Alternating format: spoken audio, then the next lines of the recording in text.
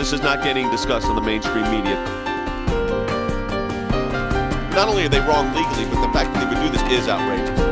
This is an overreaction and really nonsense. How would you react if this was your son or your daughter? It's the offense of knowing the truth. It's the offense of having an alternate worldview. Saying God bless you to someone is not a violation of the law.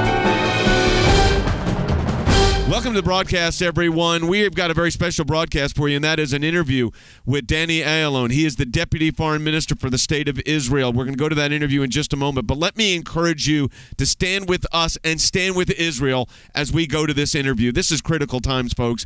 We need to stand with Israel as there's attempts at the UN for state recognition of the Palestinian Authority, an organization that won't even recognize Israel's right to exist. Then you throw Hamas and Iran into the mix and Hezbollah in the north, and you've got a dangerous situation. So we want to stand with Israel, and I want to encourage you to do just that. You can do so by going to aclj.org and signing the petition there at aclj.org or 1-877-989-2255. That's 877-989-2255 or aclj.org. Now my interview with Danny Ayalon.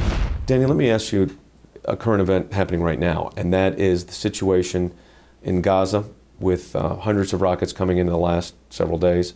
Up north, we had the situation with Syria. It said Syria was saying it was indiscriminate.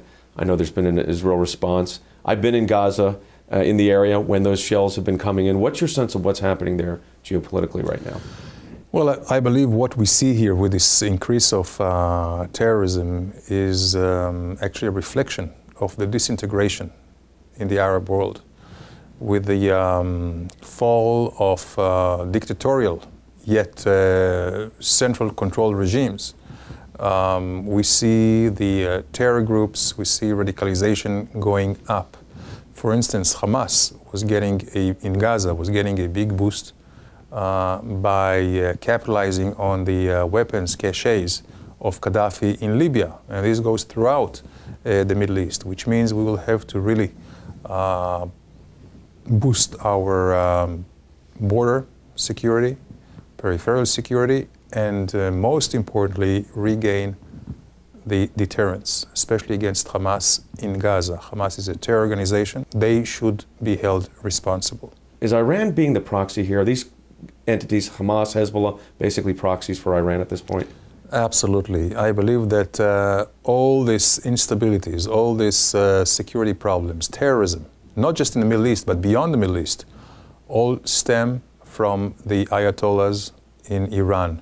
They inspire, they finance, they equip with weapons, and this is just goes to show us all how dangerous the world can be if this terror-supporting regime will become nuclear. So there's not been a real engagement with Syrian troops since the 1973 Yom Kippur War.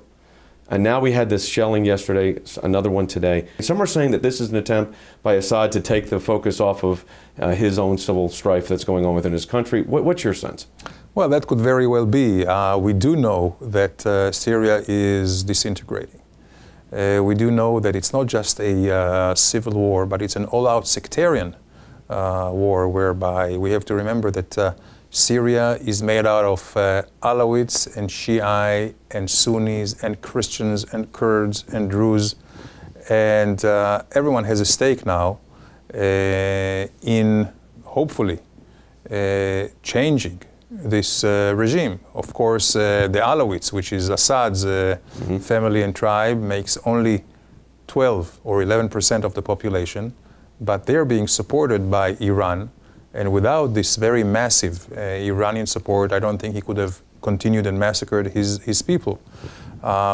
Certainly, it could be that he's trying to use us as a smoke screen. We're not going to fall into it, but we will, of course, have to defend our interests. And in any case, we have sent the message, and I hope this will suffice. When you look at what's going on in Gaza, you look at the possible problems up in the north, the situation with Egypt obviously comes to mind. A new regime, a new president, Muslim Brotherhood-backed president. It's been quiet as it regards to Israel, at least what we're hearing publicly.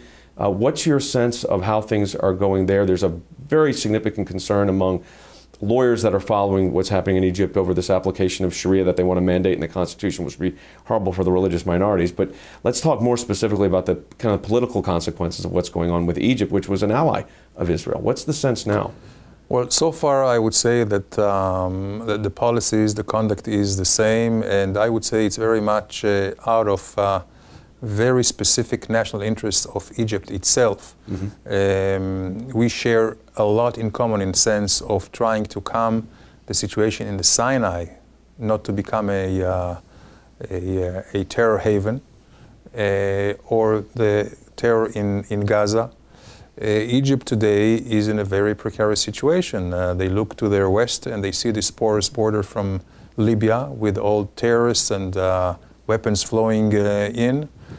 South in Sudan is not also very stable. Actually, we are the only dependable and I would say solid neighbor that they do have. So I do think that the relations will continue. This is very important that also Egypt will get the message from the international community how important it is for them to keep their international obligations, first and foremost their peace treaty with us. We have no intention to change it or allow anything to change it. But of course, we have to be very watchful as to where the Middle East is going. We talked about this disintegration of the entire Arab world, which can breed extremism, which can breed intolerance and continued terrorism. And this is something where we, as the Western world, should gear up and pooling our resources to make sure that the problems in the Middle East not are only being contained, but we can address the root cause of all the problems. And unfortunately, the root cause lies in Tehran today with this Shia extremism, and also with Wahhabism, Salafism, which also breeds the likes of Al-Qaeda. Folks, when we come back from the break, there'll be a lot more with Danny Ayalon, again, Deputy Foreign Minister for the State of Israel. Could not have been more timely to sit down and talk with him. We want you to stand with Israel as well. The number for you to sign on to this petition, 877-989-2255. That's 1-877-989-2255 or aclj.org. And we'll be back with more in just a moment.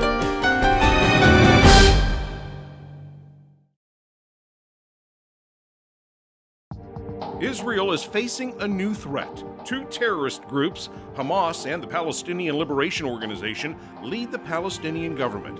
They have the stated goal of destroying the Israeli people. Now the United Nations has voted to upgrade their status as a non-member observer state. That move threatens Middle East peace and places Israel at greater risk. The ACLJ has mobilized its global team with offices in New York, Jerusalem, and Washington, D.C. The ACLJ is uniquely positioned to stand with Israel and to work to counter this new and dangerous threat.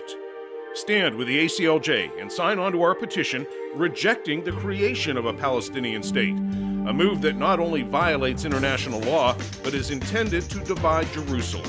Stand with Israel now. Call 1-877-989-2255. That's 1-877-989-2255 or online aclj.org. Welcome back to the broadcast, everyone. We're going to go to my interview with Danny Ayalon. He's the Deputy Foreign Minister for the State of Israel, a good friend we've had the privilege of working with for a long time on issues critical to the State of Israel and to the United States. But I want to encourage you to support Israel and stand with us at the UN against these attempts by these radical regimes that are calling for Israel's elimination. You could do so by signing on to our petition at aclj.org or calling us at 1-877-989-2255. That's 877-989-2255 or aclj.org. Now my interview with Danny Ayalon. On the Egypt matter, there's right now a request before Congress for the United States to release about $1.5 billion of aid to Egypt. And when you know their economic situation is very precarious. There are a number of members of Congress that have wanted some assurances from the Egyptian government, including recognition of the peace treaty with Israel and Israel's right to exist. There's obviously a $1.5 billion to any government significant, but to Egypt right now really significant. And there's been bipartisan support for those conditions to be placed on it, because the concern is that we don't know where the regime is ultimately going because of just the nature of the upheaval. Do you think at this point the regime is stabilizing in Egypt, or is it still a wait-and-see attitude? We have to wait and see. We have to wait and see. As I mentioned, from a rational point of view, the strategic goals of Egypt should not change with the change of regime. That is, the economy, that is to maintain a society which can feed itself. And certainly they would need the security and other international cooperation. So I would think that for the foreseeable time, we'll see the same conduct. I hope more than that. And we need this Israel-Egyptian relations as an anchor for stability for the future. In looking back over the last several years, you've served as Deputy Foreign Minister now for a number of years. Is the situation with Iran worse today than it was, or is it a continuing path here? It is certainly worse because by definition, so long as they do not stop their illegal nuclear program, they're moving forward. In fact, they're relentless. In fact, they are trying to accelerate it. For them, it's the only measure to get impunity.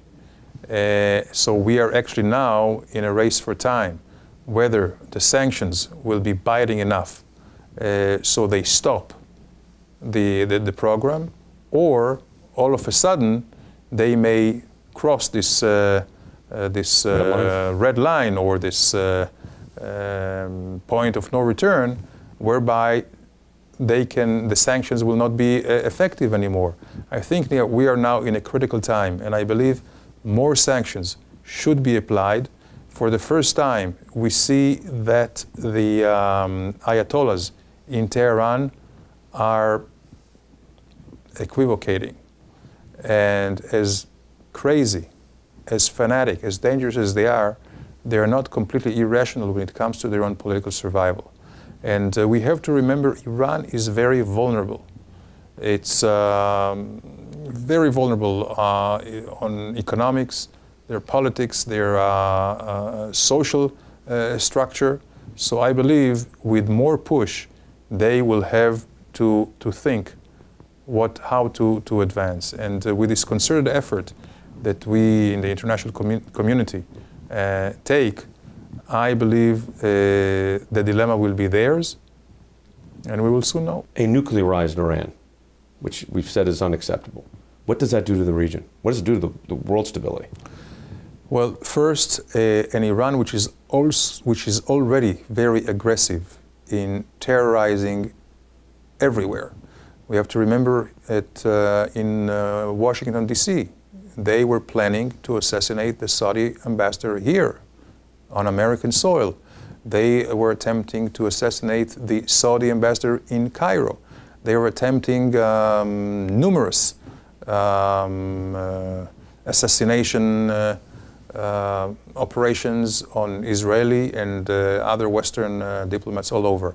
With a nuclear capability, nuclear terrorism can be pervasive all over the world, and no place will be safe.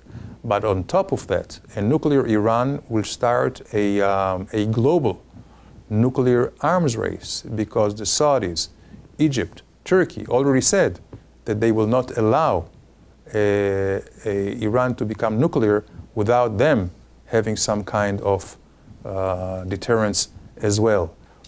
You mentioned Saudi Arabia, and people that are not familiar with the situation, the political situation in the Middle East, would say, why would Iran be interested in assassinating the Saudi ambassadors?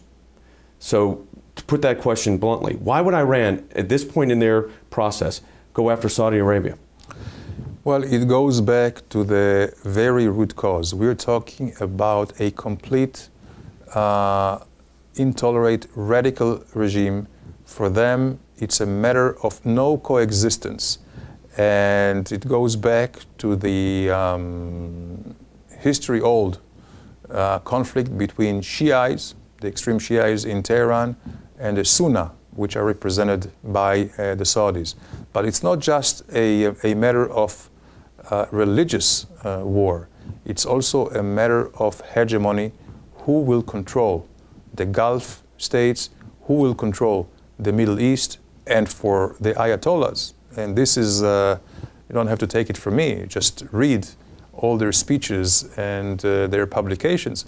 For them, gaining control of the Middle East is only the first stage as a stepping stone to gain control over Europe and beyond. Folks, we're going to have a lot more ahead, including more of the interview with Danny Ayalon discussing the situation in the Middle East. But let me encourage you again to stand with us in defense of liberty and freedom and stand with Israel. You could do so by signing our petition in support of Israel. That's aclj.org, aclj.org, or 1-877-989-2255, 877-989-2255, or aclj.org.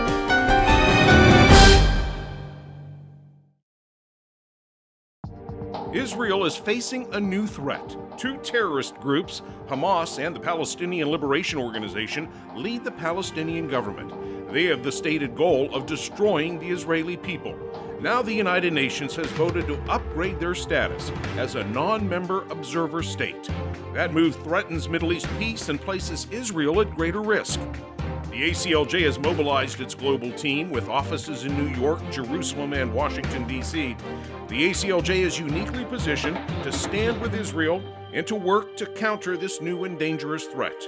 Stand with the ACLJ and sign on to our petition rejecting the creation of a Palestinian state, a move that not only violates international law, but is intended to divide Jerusalem. Stand with Israel now. Call 1-877-989-2255. That's 1-877-989-2255 or online aclj.org.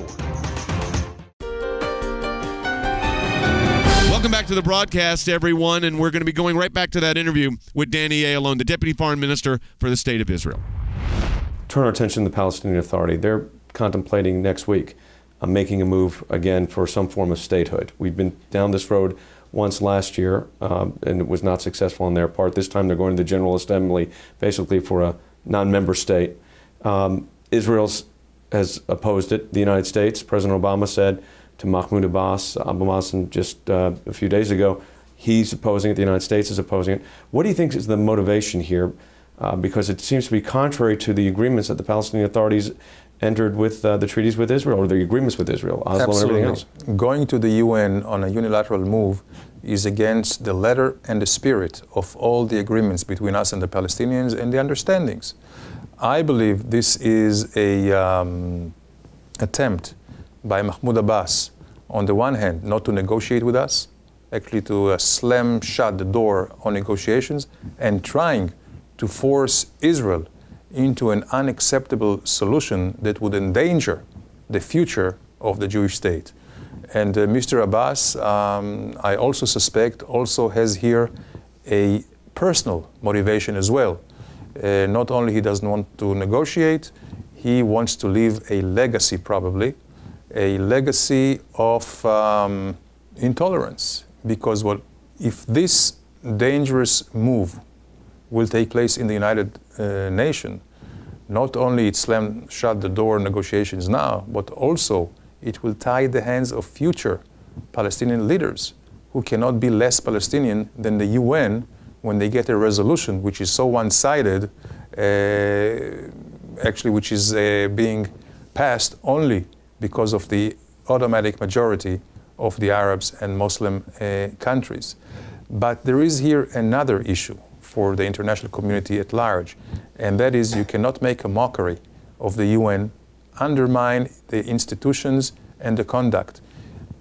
Throughout the history of the UN, no member state was accepted before it reached bilateral agreements with all its neighbors. One of the big issues that they bring up consistently, the Palestinian Authority, is the right of return. And you and others have said that the right of return obviously would be ridiculous at this point in time. But there were a lot of Jews run out of Arab countries, and no one wants to talk about that. Mm-hmm. How does that play? It's starting to get a lot of discussion now, actually, that this was a serious problem. There were large Jewish communities in various countries, of course, no longer. They don't want to play it both ways, though. Well, first of all, from a legal point of view, historic point of view, any precedent, there is no such a thing called right of return to people who took up in arms and started a civil war against their neighbors, and then as a result of this war were displaced. We have millions, actually more than 20 million displaced and refugees in Europe after World War I and World War II. Never had they returned to their original places because they were received and adopted in their new places.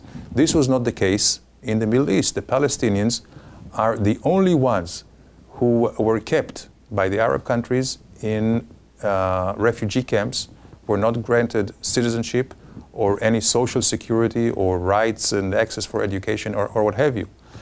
The anomaly here is that it's not only in the Arab countries that they were kept in subhuman conditions, but also today in the Palestinian-controlled territory. In Gaza, under Hamas, there are still Palestinian refugee camps. In the West Bank, under the Palestinian Authority, there are still Palestinian refugee camps. So one cannot but reach the conclusion that these refugees are used as pawns against Israel. So there is not such a thing as a right of return. On top of that, we have to understand that the war that was waged against Israel in 1948, against UN resolutions, against all the agreements, international agreements, was the responsibility of the Arab countries and the Arab League.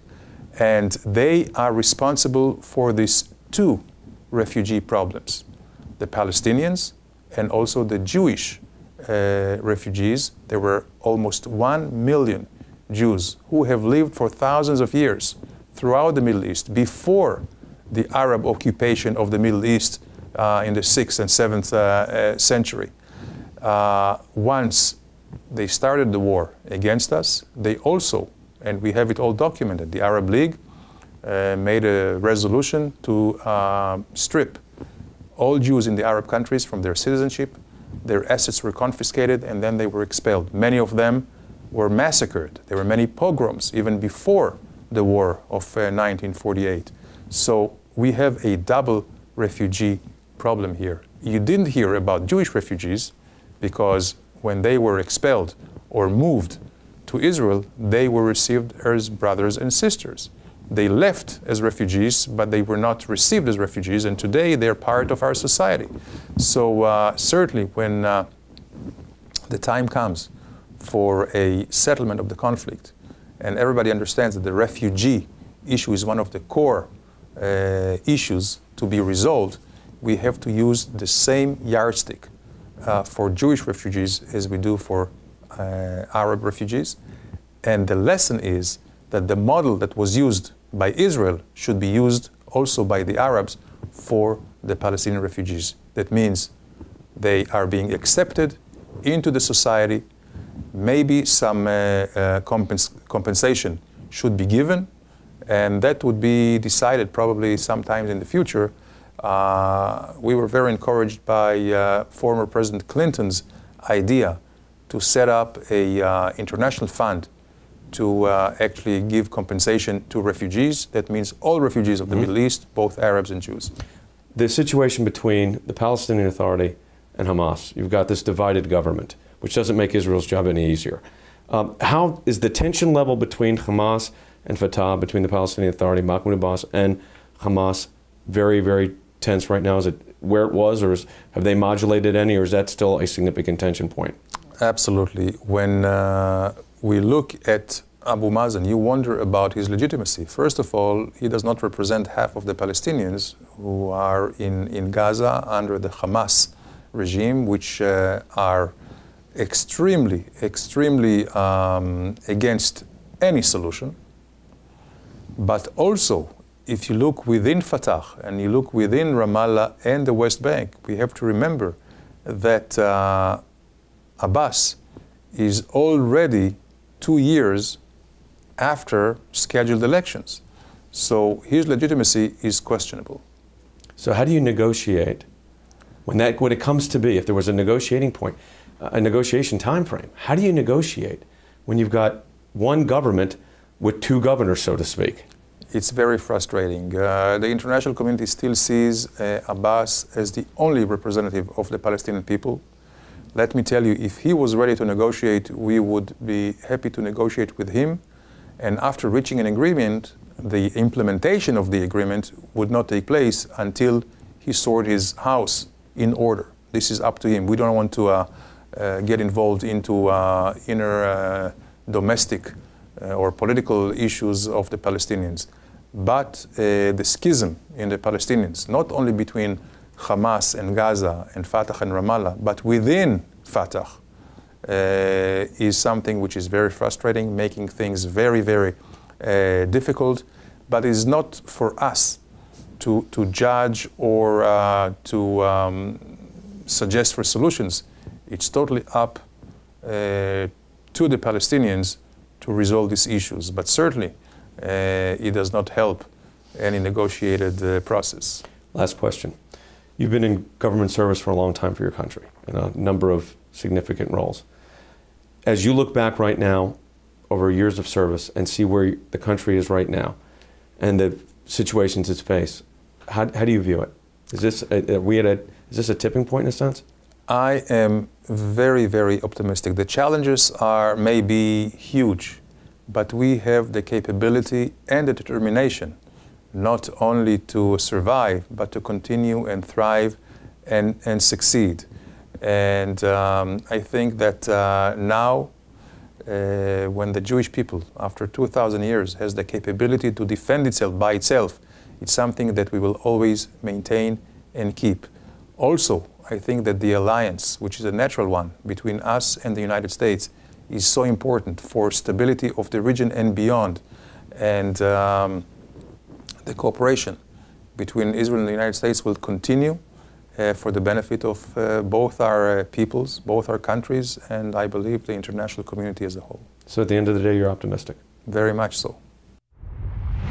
That's going to do it for the broadcast today, folks. I want to encourage you to stand with us and stand with Israel at the United Nations. You can do so by joining over 100,000 people that have signed on a petition in support of Israel.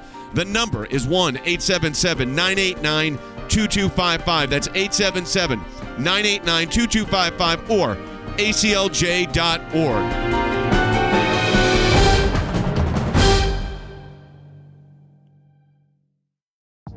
Israel is facing a new threat. Two terrorist groups, Hamas and the Palestinian Liberation Organization, lead the Palestinian government. They have the stated goal of destroying the Israeli people. Now the United Nations has voted to upgrade their status as a non-member observer state. That move threatens Middle East peace and places Israel at greater risk. The ACLJ has mobilized its global team with offices in New York, Jerusalem, and Washington, D.C. The ACLJ is uniquely positioned to stand with Israel and to work to counter this new and dangerous threat. Stand with the ACLJ and sign on to our petition rejecting the creation of a Palestinian state, a move that not only violates international law, but is intended to divide Jerusalem. Stand with Israel now. Call 1-877-989-2255. That's 1-877-989-2255 or online aclj.org.